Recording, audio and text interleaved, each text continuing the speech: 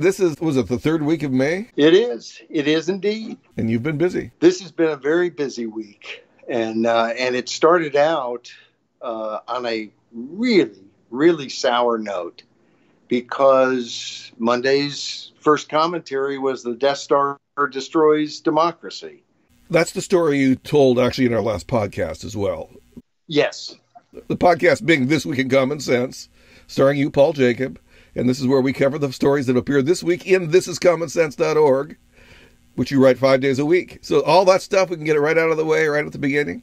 And wait a second. Aren't you Timothy Berkola? Yeah, I've been told that. But other names have been selected for me and by me. You've been accused of that. Yes. Anyway, so this is a big story that came out last Friday, and then you finally wrote about it here for the Monday piece. Yes. And as you point out, we went into this in a little bit of detail. I actually got a couple of little small details incorrect last week. But, of course, I had heard about it. I didn't have a chance to really bone up on the Mississippi initiative process. I had just heard about it before we started taping. And in case there's someone in America who didn't see last week's podcast, the state of Mississippi has an initiative process or had an initiative process. It has been used. It was used to do a ballot measure to legalize medical marijuana in the state, which now most of the states have.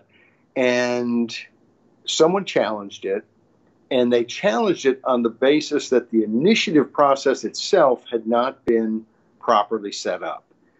And there was a big fly in the ointment. And here's the fly in the ointment. When they set up the initiative process, they said that you could not get more than 1/5 of your signatures from any congressional district, which, since there were 5 congressional districts, meant you had to basically get the full amount in each congressional district in order to qualify. But in 2000, and last week I had thought it was 2010 census, it was actually the 2000 census, they changed the number of congressional representatives that Mississippi gets because of population gains other places and losses in Mississippi, and they went to 4. And so if you can only get 1/5 of the necessary signatures from any district, and you only have 4 districts, it is mathematically impossible to qualify an initiative. Now, what happened is, after that, of course, the legislature should have taken quick action to rectify a problem. But legislators don't want to rectify our problems, especially if the problem we have, not having an initiative process that functions in any sensible way, is kind of a boon to them, because they don't want us to check their power. They don't want us to overrule them or end run around them. So for 20 years, there has been this glaring problem. Now, Secretary of State and Attorney General, they get together and say, hey, let's just keep the old congressional maps with 5 districts and give that to people who want a petition to put a measure on the ballot, and that should solve the problem. Well, Mississippi Supreme Court ruled that did not solve the problem. And I can see some rationale there. These 5 districts are not going to be, not necessarily going to be the right population districts over time. And it did mention congressional districts. And of course, they aren't the current congressional districts. Now, I suspect on a lot of things, the court would have found a way to kind of hold it all together. But again, I don't expect the Mississippi Supreme Court to be much different than other state Supreme Courts, and they're very hostile to citizen democracy, to direct democracy, and the citizen check on government, and they're very favorable to the establishment. That's the truth in almost every state. And wouldn't it have been reasonable just to declare unconstitutional that stupid requirement for 1/5 or even 1/4 of the district? I mean, that's very close to being really, really a high hurdle that there's really no reason to uphold, right? What's the reason for it? They wanted to reflect every part of the state. But that's a strict reflect. In 5 districts, to say none more than 1/5, that makes no sense whatsoever.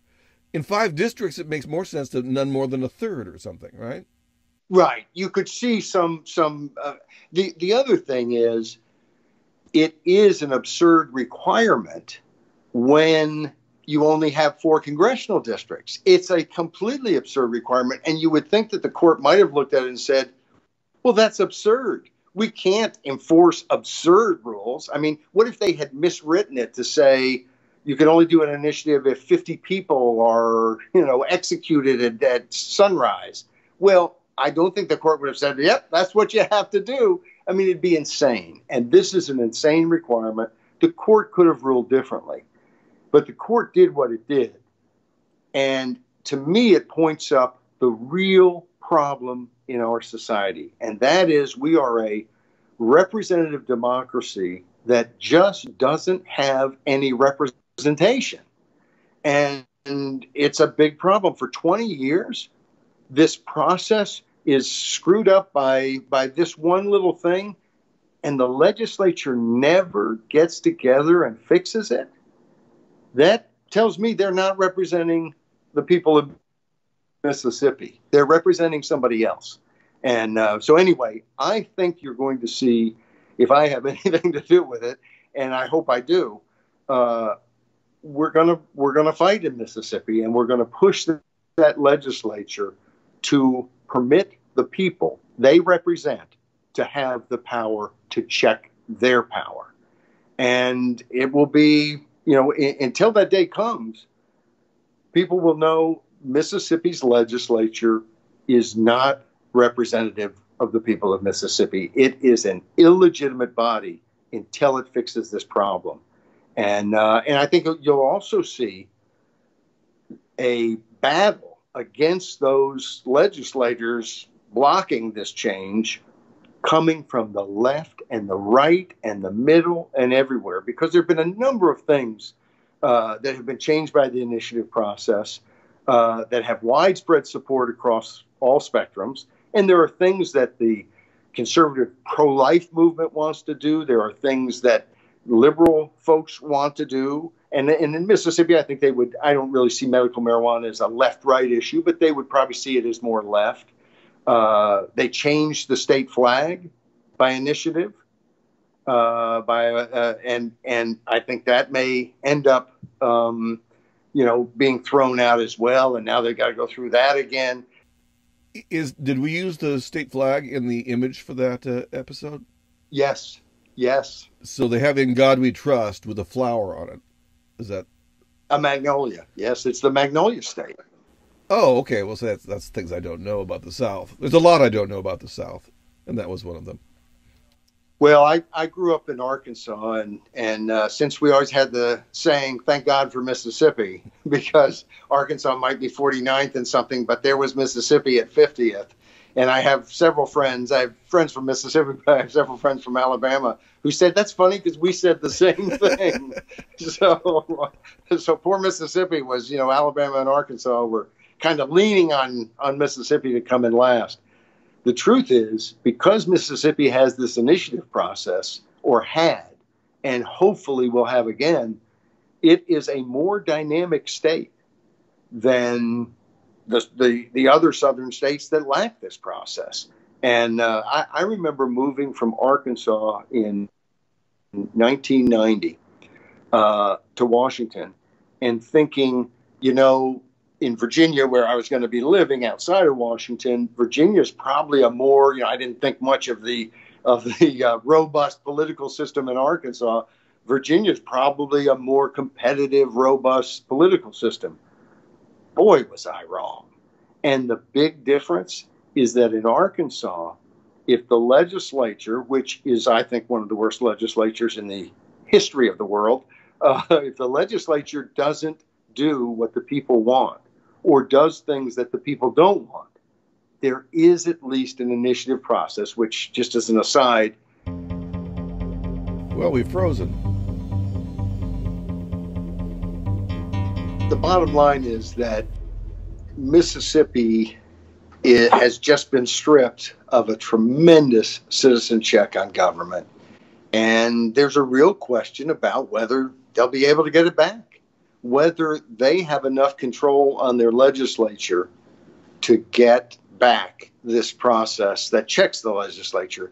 And there's no question, there's been a zillion polls that show wide support. There's no question about the support among the people of Mississippi. The only question is whether their legislature will represent them or somebody else like themselves. So that is an ongoing problem in America, and half the states don't have this process to begin with. They all need it.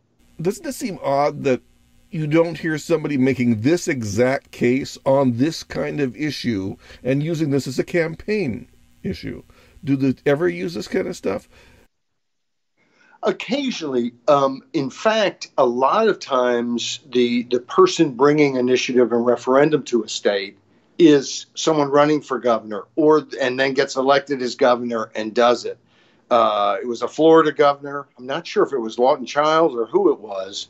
It may have even been before him, but in the 70s, there was a governor, ran for office in Florida, pushed, got it through.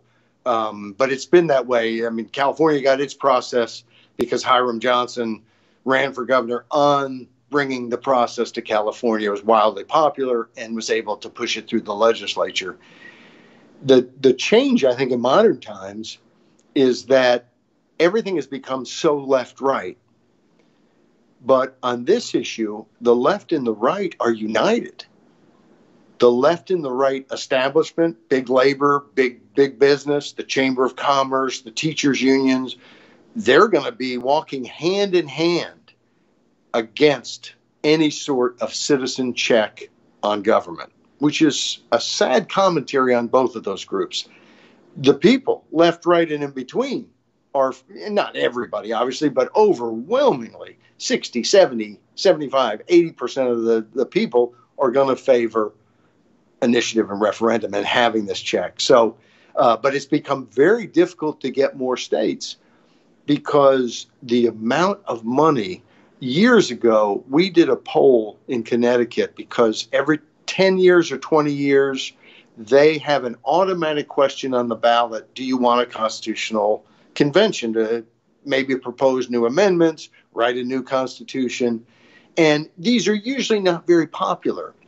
Because people are, unless they have some overriding issue, they don't want to open up things. And they don't really want a bunch of political people meeting and discussing what to do next. But there are problems. And there was a campaign pushing for initiative and referendum largely to get term limits on the Connecticut legislature. Citizens in Charge did a poll. Poll results come back in. I look at them. I think this is wonderful. I don't know if we have enough resources to do what I'd like to do in Connecticut, but let's start looking at what we can do. Let's take this to donors. Let's go. This is wonderful news.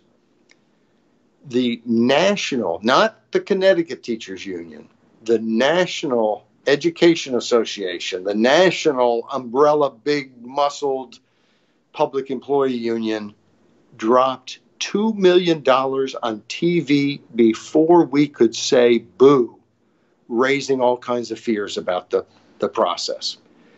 They do not want any real change. And so it's become very, very difficult. You're fighting such powerful forces with so much money. And frankly, you would think the media would be on the side of the little guy.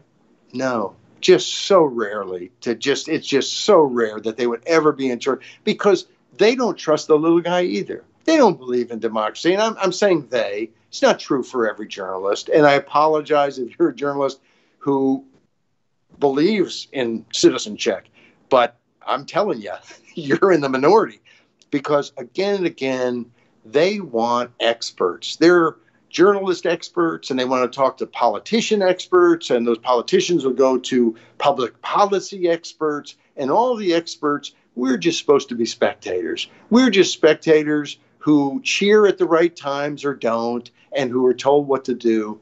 They don't have some conception of them as servants. And I'm talking about the media here. We all know the politicians don't have any conception of themselves as servants. We serve them.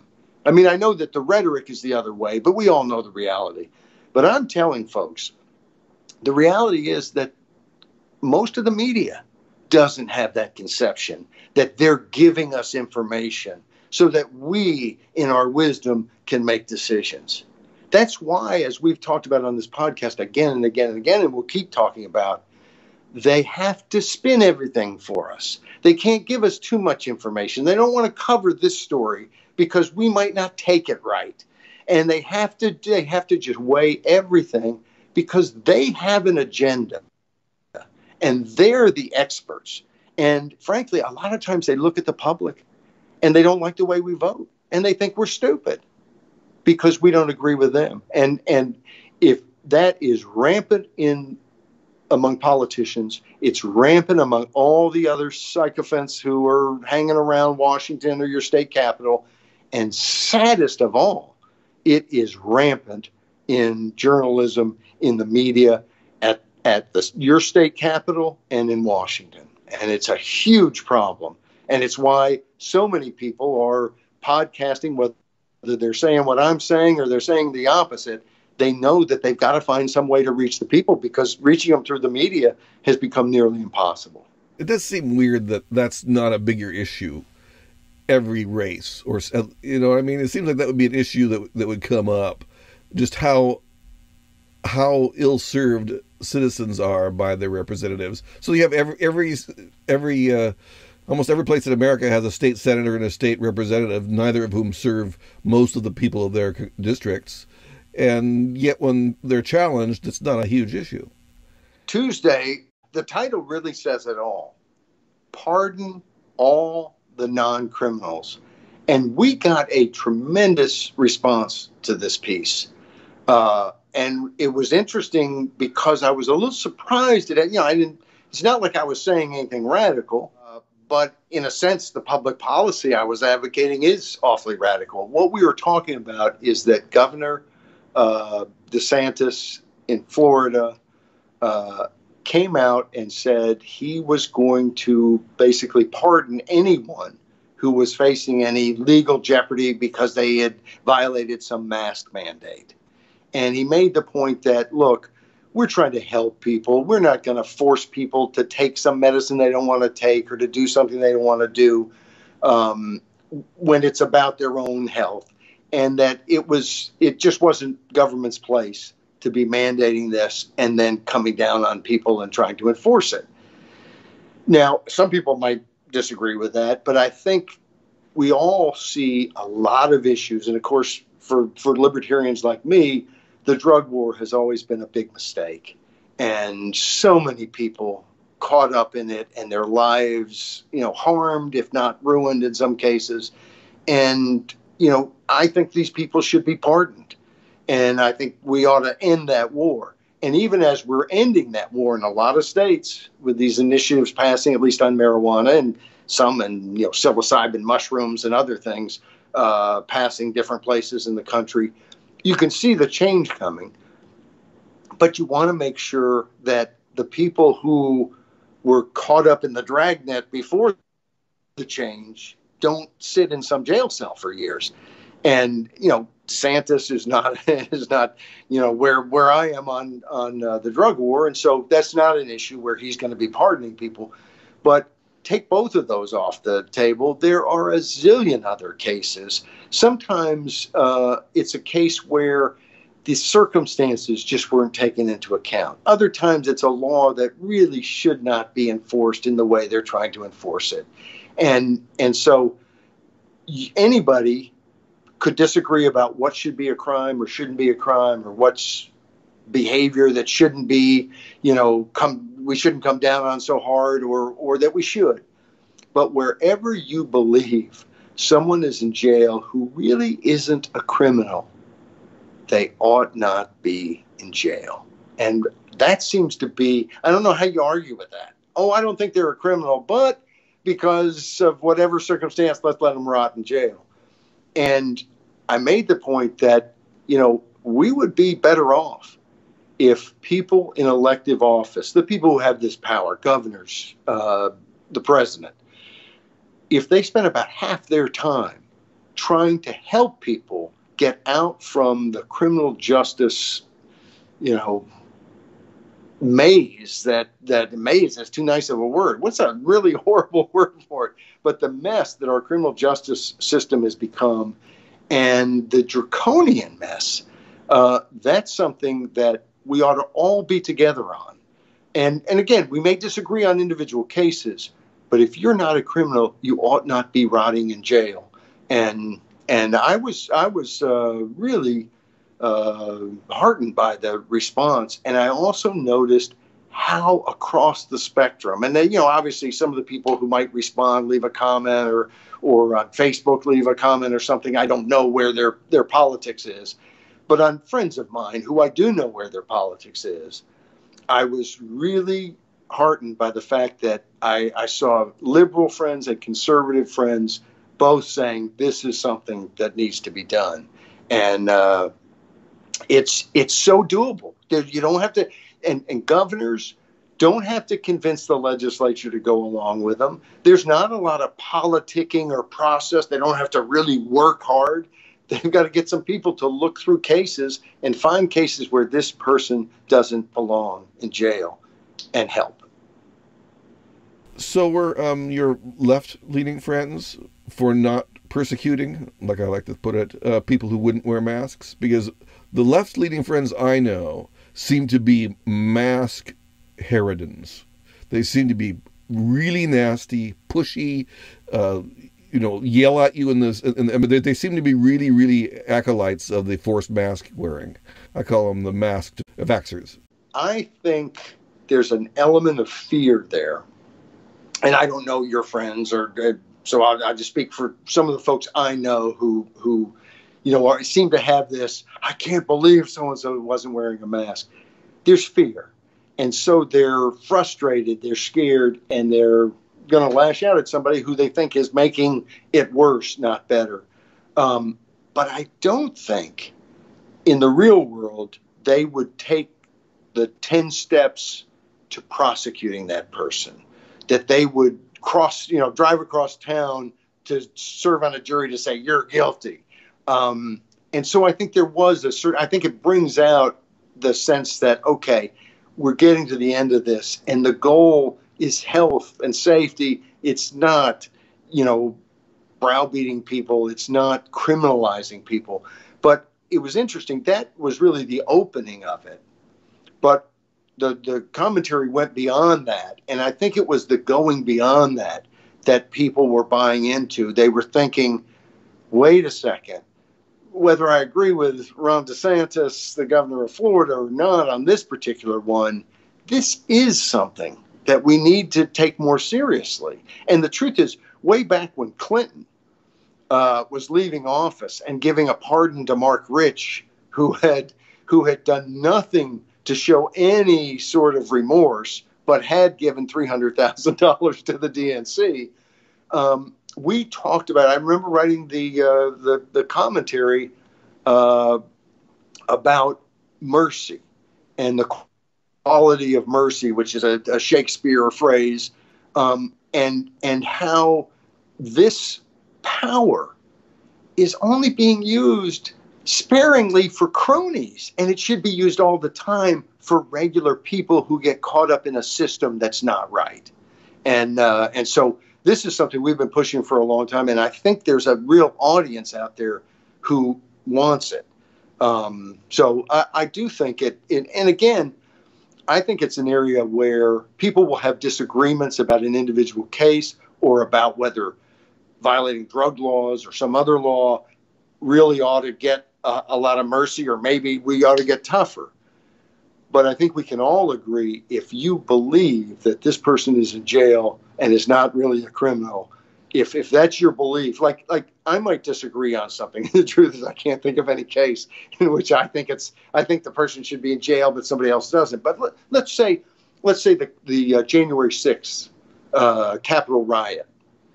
Now, I don't want somebody who walked in and on trespassing, I don't want to throw the book at them, but someone who came in and beat up some policeman.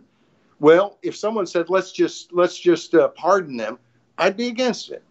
And the same is true for some of the people who were beaten up or killed during riots during the summer, last summer. And people call them BLM protests. Well, I'm not sure that they were all BLM protests. I think they were criminal people who either were associated or maybe not. In the same way that the riot at the Capitol was not all Trump people. I mean, they were for Trump, just like the people at the BLM protests rioted. They must be pro BLM. But I don't like this politics of tarring everybody who does something good because somebody involved did something bad. But those are cases in which it would be wrong to pardon people. It would encourage bad behavior. So, there are places where I would draw the line. But whatever disagreements we have there, I think the more we raise up this idea of pardoning people, the more we will have a government that is looking to actually help, as opposed to just give some speech, say some things. And, when people talk about we ought to end the drug war, if you're a governor who thinks we ought to end the drug war, why would you not pardon people? If I were to run for president, I would say, look, we are ending it because you can arrest anybody you want under the federal statutes, but I'm going to pardon them. So you're just wasting your time. And of course, people, can you do that? Well, yes, if the people elect me and I'm telling them. And of course, I think it's always better that you tell people what you're going to do. Let's not surprise them, but so that they can weigh in and validate it and give more legitimate authority to do it. But this is an issue that I think will be used more and more. I hope it is. And I think it has a lot of power, and I think it will have a lot of support instead of pardoning people who deserve to be pardoned, they're pardoning their cronies. And of course, Trump pardoned some people who I thought that was wonderful. He also pardoned some people that I thought, you're just pardoning your crony.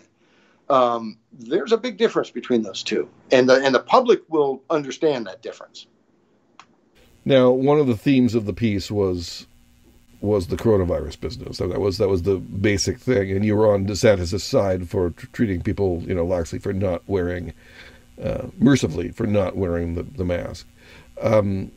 The next piece of the week, which I guess is Wednesday's piece, Doom Still Pending, was also about the end.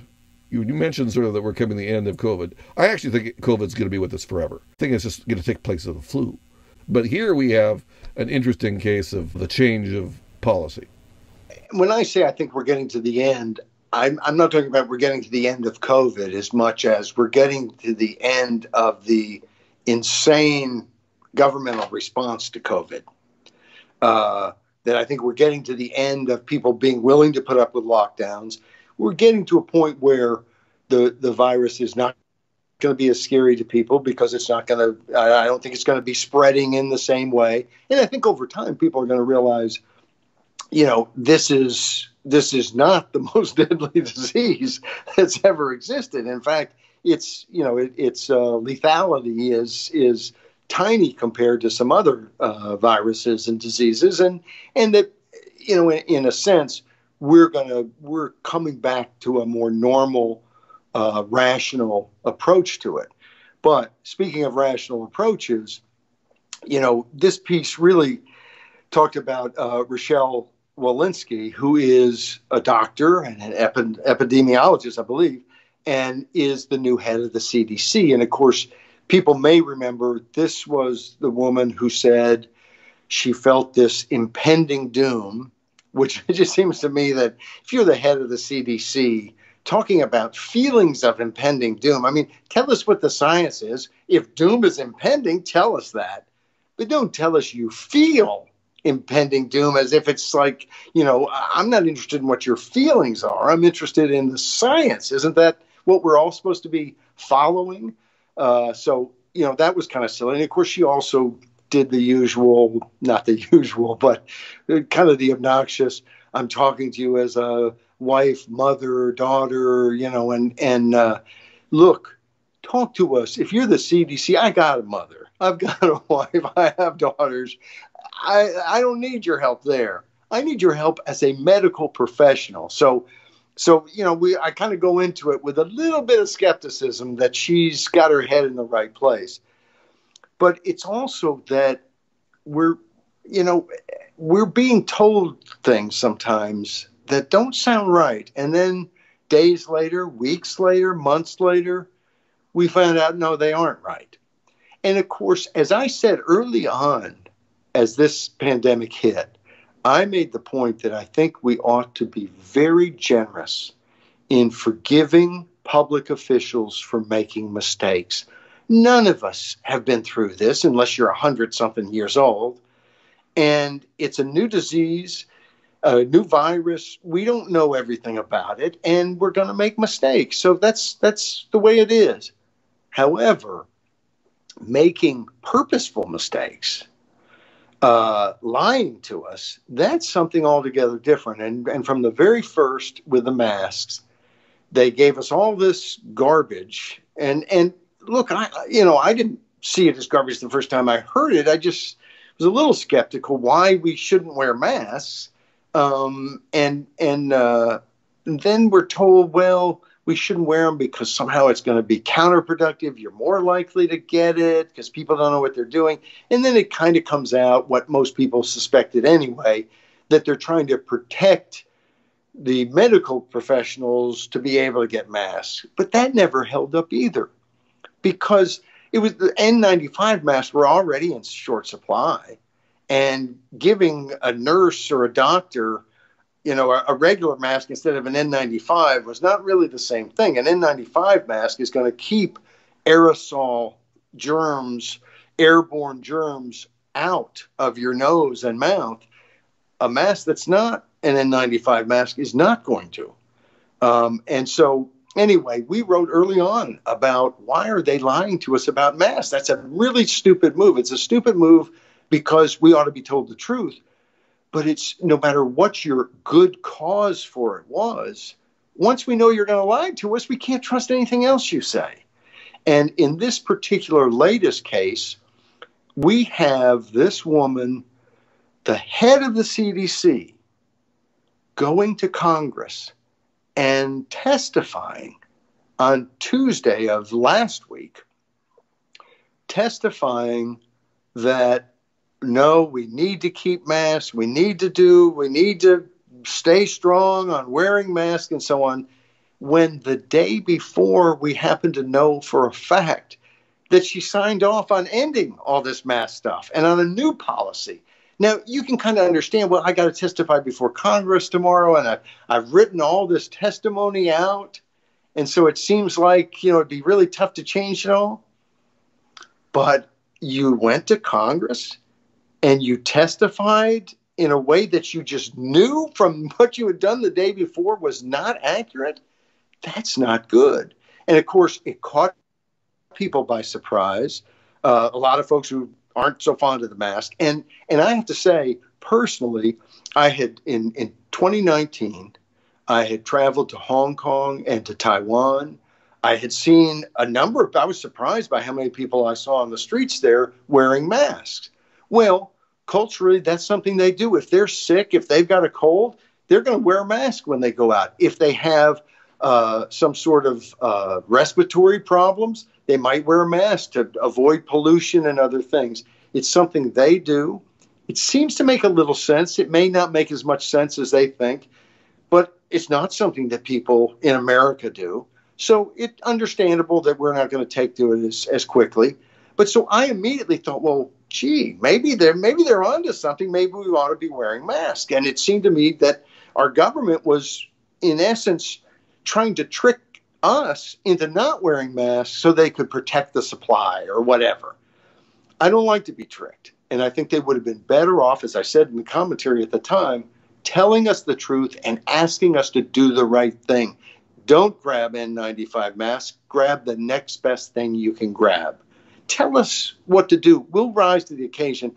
And I don't mean to suggest that there's not some idiot, lunatic, evil person somewhere who won't follow good advice. But most Americans are going to do the right thing if you develop trust, if they can trust you. But you lie to them, it's over. So now this latest thing, so that's where I'm coming from, is that I was pushing for, wait a second, maybe these masks make a lot more sense than the government is telling us. At this point, Now, more than a year later, I think the masks have been almost completely, I mean, if of any value, marginal value.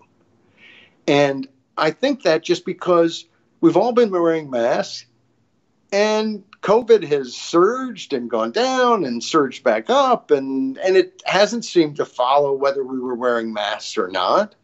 So it just seems to me that it's very marginal value. At the same time, so I'm glad that they're saying, hey, you don't need to wear masks. And of course, they're saying if you're vaccinated. But it was also interesting to see so many people so wed to the idea of wearing masks that they were almost offended that we weren't going to keep doing it. And it just goes to show there are a lot of different agendas, different philosophies, different attitudes, different phobias out there. And it's why you want two things from the government in this kind of situation. You want information and the truth. And from time to time they give us information, but it seems like it's almost always spun in such a way that you don't know if you're getting the full information, the truthful, full. What do they say when you're on the witness stand? The truth. What is it? The truth, the whole truth, and nothing but the truth. That's it. And we're not getting that. And so this was the title was Doom Still Pending. But I think this pandemic has been horribly mishandled at all levels of government.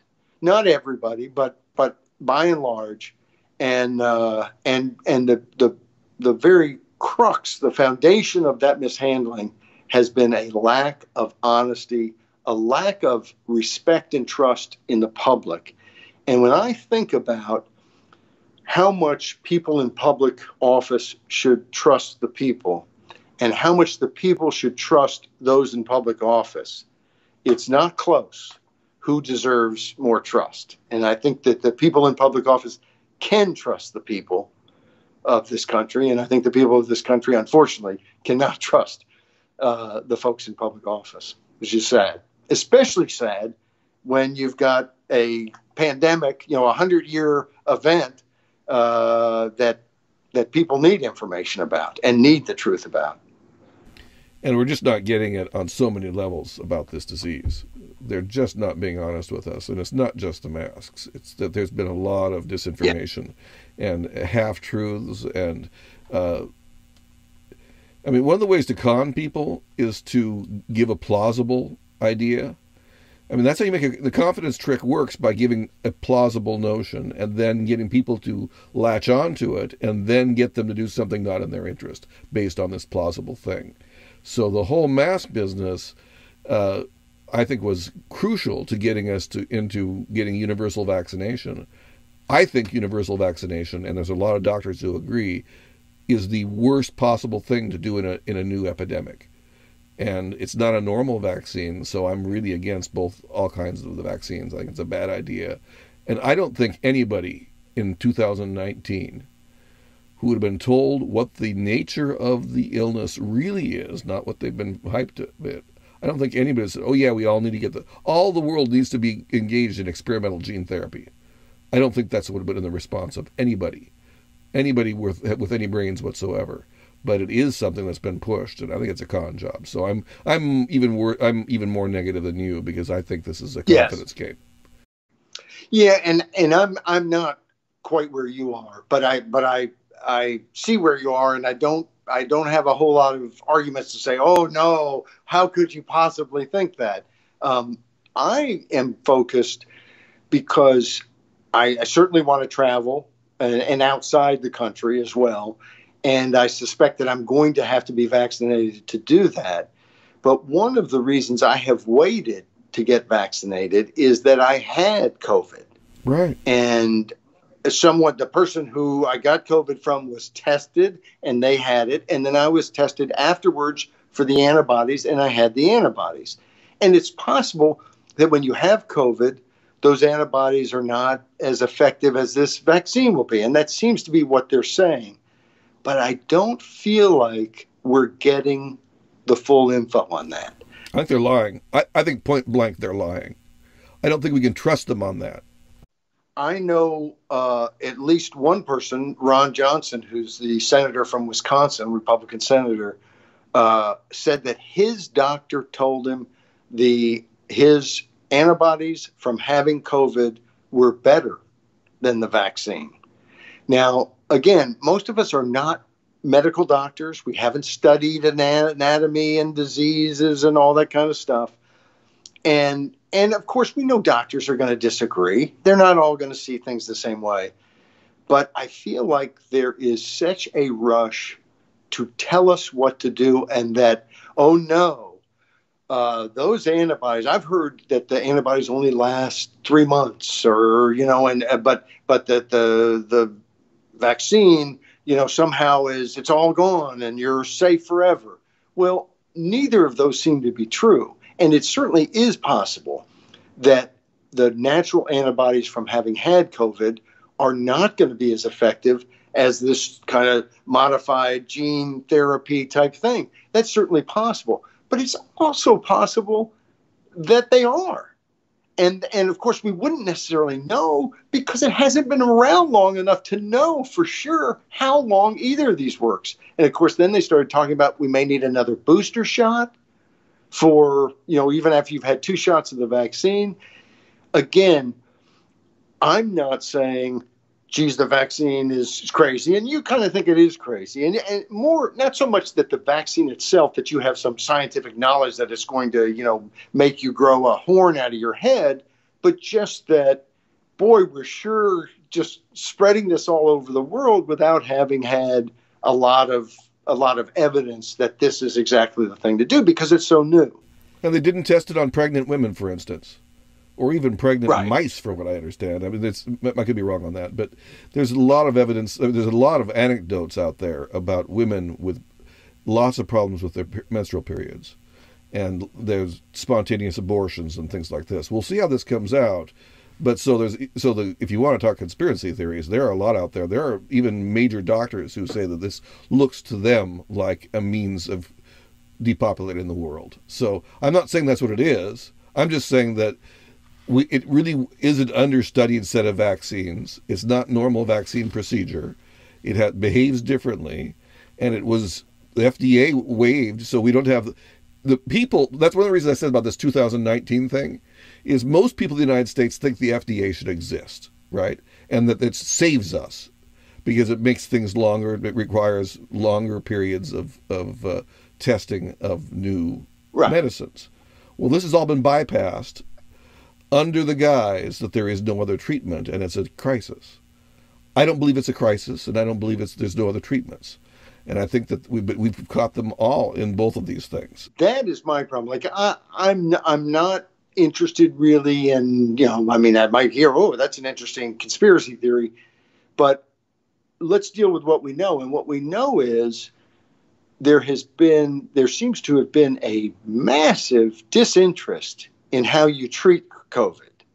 And there was all the games with what Trump said, which turned out to be, look, he's not a doctor, and he didn't say it the way that a doctor would say it, but the disinfectant being injected into your arm, that's not what he was talking about. But he was actually talking about a real therapy that has been used. And turns out, when you notice that there's an active animosity toward even hearing about those things because there needs to be some super fix that fixes everything from on high that can be given to everyone and then it's magic and we're all better, you start to doubt. When you've been lied to about different parts of it, like the whole mask thing, you start to doubt stuff. And I think people are very right to doubt. And I think the best thing we could do from this day forward would be for President Biden to say, we are going to give people the information we have, all of it that we can possibly put out there, and we're going to stop telling them what to do and start telling them what we know. as honestly and fully as we can. That's all we want from these folks. We want to know what the doctors think, what they've seen, what the studies say. And we know some of the studies are going to disagree. Tell it all to us. But stop telling us what we must do as if you have some great knowledge of everything and you can see around the corner, because we know they can't. That's just absolutely important.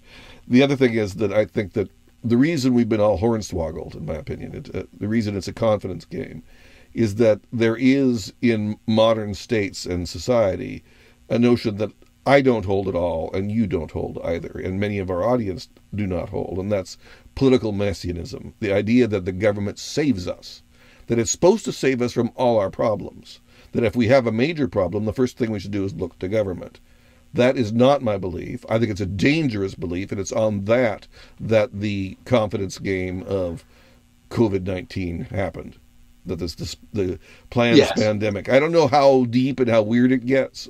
I've heard a lot of weird theories, down to the point where the belief that this was a concocted gain-of-function research virus made in Wuhan and elsewhere. One of the recent things I've heard is that malaria is one of the things this COVID-19 was based on. That malaria was an important thing, and that could be why hydrochloroquine works. To the extent it does, is that malaria is one of the parts that was made into this Frankenstein monster. Well, and that's another point that we have written several things talking about early on about gain-of-function research and about U.S. government money going to that Wuhan Institute of Virology. And it's been amazing how disinterested the media has been in that story, and how anyone who's talked about it was immediately debunked, not actually debunked, just throw the word debunked at them. And they were debunked because they were saying this was man-made. Well, and then it turns out, I think it was Tom Cotton, senator from Arkansas, who basically said, I didn't say it was man-made. I said it could come from the lab. It could have come naturally from the lab. There's some mistake. But the kind of the desire to just shut off any lines of argument that don't fit the official version of what has happened and what you need to do next is a telltale sign that you can't trust the people who are giving you the information.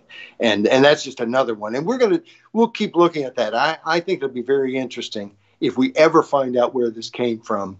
I have my own suspicions, but let's find out. And I thought it was interesting. Who was it who said, was it Biden or someone the other day? It was Fauci in his back and forth with Rand Paul.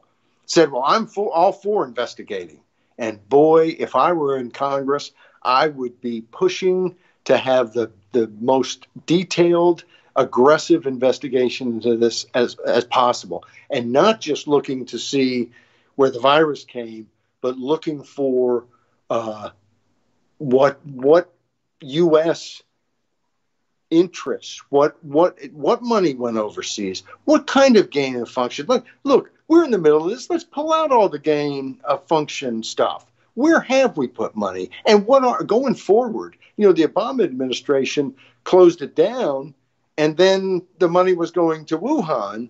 And there's been a very interesting, well, we didn't pay for gain of function research, but there's no question that they were doing gain of function research. Yeah, that's and the we most were BS paying. Argument. Fauci's argument was so BS, it's hard to believe. Well, so we need to know a lot more about that. And again, our media is not at all curious, not in the slightest bit. It's just the mainstream media, they're disinterested. It's not only that they're not curious, they are actively disinterested in finding out more about it.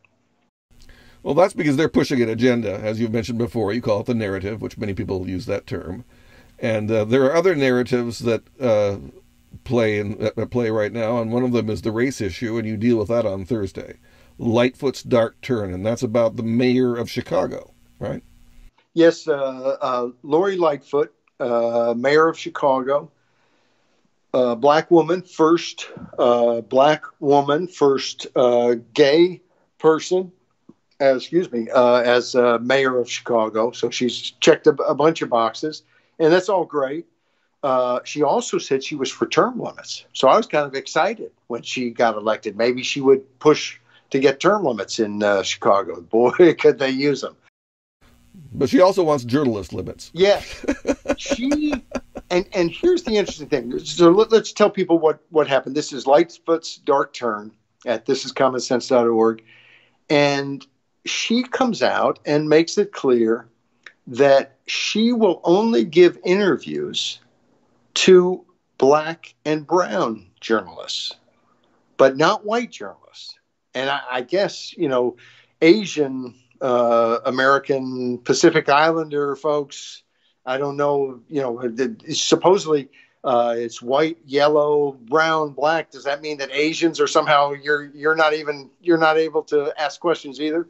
And of course, the biggest problem with all of it, there's two. One is it's racist to decide who can interview you according to their race, just by definition. And I know there's all kinds of people who argue otherwise, but I just think it's difficult to say, I'm going to not let you interview me or let you interview me according to your race, and then try to pretend that that's not racist. But it's not just that. It's also that mayors, congressmen, presidents, governors, anybody who's in a position of public trust, they don't get to decide who interviews them. And they can refuse to be interviewed. They can do all kinds of things. But the beauty of this story is that the Hispanic journalist in Chicago who had a scheduled interview told her he would not interview her unless she ended this policy. That, to me, that's one of the most beautiful things that happened in the last week. I also read, and we may do a follow-up on this piece, because I found out today, there's an association of black journalists who have come out strongly against her policy. In other words, they're recognizing this isn't really about somehow opening up the process and getting more diversity. This is about trying to control the media and how they cover you. And I think it has backfired badly on her. And this is another one that I was a little surprised that, the response we got was just a bigger response than we usually get in terms of emails and comments left at the website or on Facebook and other places. And I think this sort of thing, it's like we did a piece on Oakland, who had a program to help give money to poor people, but only poor people of color. Not if you were white and poor, tough. And I think people, when it gets to that point, it's really hard. I mean, I think most people recognize this country has made some terrible moves. We had slavery from before being a country for another, almost 100 years, not quite 80, whatever it was. But I mean, what a horrible institution. In fact, when I think of slavery, one of the things that always bugs me is the way that this country has treated John Brown, who I think should be a national hero. I think we ought to have we should have statues of John Brown around the country. We ought to have a John Brown Day. Let's make another 3-day weekend. Who could be against that? But of course, that's not what happens. We were all taught in school. I don't know if they're still teaching this in school, but that he was a crazy man, a madman, who killed a lot of people in different fights between the, pro-slavery and anti-slavery forces in Missouri and Kansas and so on. But slavery is a horrible institution. And I don't know how you find him at fault for taking up arms against it. It seems to me that's the sort of thing that you would be forced to take up arms against. And we all know why there's not a national holiday and a bunch of statues to John Brown. It's because the government doesn't want anyone to get the idea that it's sometimes justified to take arms against them. But anyway, that was a little tangent. We should devote a whole podcast to that one because there's a lot there. There is a lot there, and it never gets discussed. And one of the reasons it's important is because it's easy, I think, for people to look back and kind of not see any of the specific human individuals involved and to say, well, whites didn't do anything to protect these slaves. And somehow, and of course, the idea that somehow generations later, somebody who wasn't involved at all is somehow guilty because of their skin color is ridiculous. But the truth is, yes, they did. John Brown was put to death for doing what he did. And he deserves that recognition. And I want white folks and everybody to recognize that, you know what? There are people who step up against injustice and to cherish that and to reward that instead of hiding it, because it makes it seem like nobody did anything. Nobody did anything. Well, you know what? There were more people killed in the Civil War than in World War II and World War I combined. World War II, World War I, Vietnam, Korea combined. More American soldiers. More Americans. Yes. Not more of everybody, but more American soldiers. And so people did do something about it. And it doesn't mean that it wasn't horrible, but it does mean that this sort of all white people are this and all black people are this and is not correct and stupid. Stupid because of what it leads us. Yeah, if it weren't for white abolitionists, we would still have slavery in America.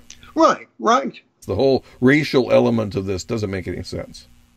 And the truth is that there were white abolitionists doesn't make me any better today as a white person, but that there were white slave owners doesn't make me any worse. I wasn't involved on either side. Yeah, that's correct. But we have to recognize there were different sides and that it wasn't this monolithic white-black thing that, that we're kind of led to believe these days. Yeah. The amount of lack of historical perspective by Americans today is astounding. But we're talking now about, in a sense, we've backed our way into secession. Backed our way. And on Friday, you had a piece about secession. Kind of. Yes. Well, and this is very interesting. A number of counties in Oregon, in eastern Oregon, which is very rural, a long way from Portland, but not as far away from Portland as they'd like to be. And these counties voted to leave Oregon and join Idaho. And of course, what's driving that? Two things. One, they're more rural folks who feel more comfortable with Idaho, which is more rural, and they can't stand Portland, and they don't want to be ruled by what they view as crazies. And the truth is, you'd kind of think that the people in Portland might not think that they're so great out there in the rural east of Oregon. So what do you do when you can't get along? Well, you part. You go your separate ways. And it's secession. Of course, the way this works, if Oregon agreed to give up these counties, which is not the way it should work. The people who are in those counties should be able to decide. But the way it works under our constitutional system is that Oregon could say, okay, and then Idaho could say, okay, we'll take you. And it probably would mean that Idaho would gain a congressional district and Oregon would lose one. And that might be why Oregon would say no. And it might be why Idaho would say yes. But even if both of those states agree, it's got to be approved by the Congress. So this is a long, involved process. But it just strikes me that anytime you've got people who overwhelming that, if you had an election that was 51-49, you might kind of say, gee, was that just, it rained that day, there were different things. But these were clear votes in favor of leaving. It wasn't a big surprise to me. I don't think it was a big surprise to other people. And we ought to have an attitude that if you'd rather be over there than over here, then you're free to go over there. And I'm not going to force you to stay here. And I have a rule. It's a simple rule about secession. people should be free to secede unless they're seceding so they can keep slavery. And we could expand that. Unless they're seceding so that they can kill some people. Unless they're seceding so that they can rape and pillage some people. In other words, if they're seceding because they want to form a different government, if they want to be a part of a different society, a different state, a different nation, they ought to be able to do it. And, you know, it's sometimes easier to look abroad. We haven't done a script on what's happening in China and threats against Taiwan and what's happened in Hong Kong and stuff in probably a couple of weeks. But you think about China constantly threatening Taiwan. They're going to invade. You belong to us. And, of course, there's all kinds of different, you know, if you know some of the history, you can you find people who will say, well, that really has always been a part of China. Well, that's not actually true. And then you'll find other people say, well, the U.S. has agreed in the one China policy, and that is true. And there's different caveats and this and that. And a friend of mine sent me a column that Pat Buchanan had written maybe a month or two ago, where he asked the question, who does Taiwan belong to? And I thought, and he was making the argument, we should not be involved, and that in essence, this has already been decided and then they belong to China. But of course, let's just rationally think about it for a second. Who does Taiwan belong to? Well, I don't need to know anything about China or any, foreign policy or any corollary to any treaty. Taiwan belongs to the Taiwanese. Taiwan belongs to the people who live there. Eastern Oregon belongs to the people who live in Eastern Oregon. And if they want to go be part of Idaho, then you might be sad they're going to go, but say good luck, because that's their right. And we sometimes see, especially if we don't like this country or do like this country, that, we ought to be, they ought to be free and have self-determination. But the truth is, everybody ought to have self-determination. And every block in America ought to be self-determination. And, you could get to a silly degree, but think of what the alternative is. The alternative is you have to stay and be part of this society, whether you like it or not. The alternative is China gets to enslave you because the U.S. and China agreed. I mean, if you're Taiwanese, does that sound like that makes sense? I don't think so. And if you're in Eastern Oregon or you're in Northern California, you realize you've got no power where you are. And isn't the whole point to empower people to be able to control their own lives? That's what I thought the whole point of freedom is. I'm pretty convinced it is. That is the point. And so when we look at these things, or look at D.C., should D.C. become a state? Well, I don't think so, because I don't want to give them 2 senators, frankly. But should D.C. get representation in Congress? Well, I'm fine with that. I think there's a lot of different ways you could do it. But they have some representation in Congress right now. They do. They have, but not in Congress. They actually, it's interesting. They talk about they have electoral college votes. That's what they have. Yes. They do have representation in the federal government. So it's not taxation without representation. Although that concept can't be taken to some, when you go overseas and buy a cup of coffee in London, you got to pay some sales tax. That doesn't mean you get a vote on who's going to be the next MP. I mean, these sorts of things we take to a silly degree, and they stop meaning anything. What we ought to look at is ways you want to be empowered. How can we empower you? Now, if you want to be empowered in a way that's going to completely overnight make sweeping changes to the government, well, you can understand how people aren't going to want to do that. I mean, the Democrats could say D.C. is a state, and Biden could say, okay, of course, there are some constitutional problems with that, but there are ways to do it. And I think one way to do it would be to basically take a lot of D.C. and put it in Virginia or Maryland. Of course, the thing is, I don't think Virginia or Maryland necessarily wants it. But it might be just to make a compromise and say, we'll let the D.C. Delegate be a voting member of Congress. There could be all kinds of things possible. What I'm suggesting is, why don't we look for ways that people can be empowered? And I can understand why there may be pushback in different ways, but I don't understand this attitude that it always has to be the way it was, and that you could never change a boundary line, that we could never have any state secede. Look, if they're seceding for a reason that they don't want to be part of us anymore, and they're not seceding to somehow do bad things to the people who live there, then I'd hate to lose, New Hampshire or Washington State. But if the people of those states wanted to go somewhere else, well, then would we really send troops and say, no, no, no, no, you have to, by force, stay part of this country?